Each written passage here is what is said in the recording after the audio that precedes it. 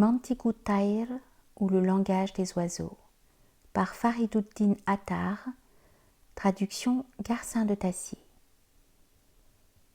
La bergeronnette. Vint ensuite la bergeronnette, le corps faible et le cœur tendre, agité comme la flamme de la tête aux pieds. Je suis, dit-elle, stupéfaite, abattue, sans vigueur, sans force, sans moyen d'existence. Je suis frêle comme un cheveu, je n'ai personne pour me secourir, et dans ma faiblesse, je n'ai pas la force d'une fourmi. Je n'ai ni duvet, ni plume, rien enfin. Comment parvenir auprès du noble Simorgue?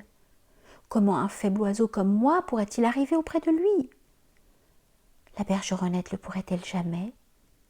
Il ne manque pas de gens dans le monde qui recherchent cette union, mais convient-elle à un être tel que moi?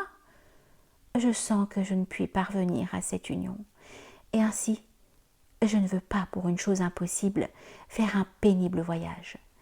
Si je me dirigeais vers la cour du Simorgue, je mourrais ou je serais brûlée en route. Puisque je ne me sens pas propre à l'entreprise que tu proposes, je me contenterai de chercher ici mon Joseph dans le puits. J'ai perdu un Joseph, mais je pourrais le trouver encore dans le monde. Si je viens à bout de retirer mon Joseph du puits, je m'envolerai avec lui du poisson à la lune. La huppe lui répondit.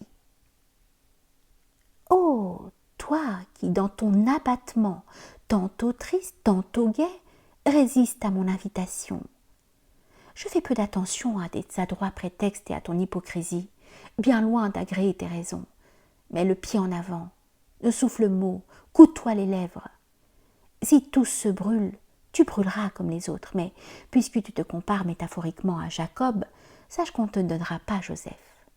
Ainsi, cesse d'employer la ruse. Le feu de la jalousie brûlera toujours, et le monde ne peut s'élever à l'amour de Joseph.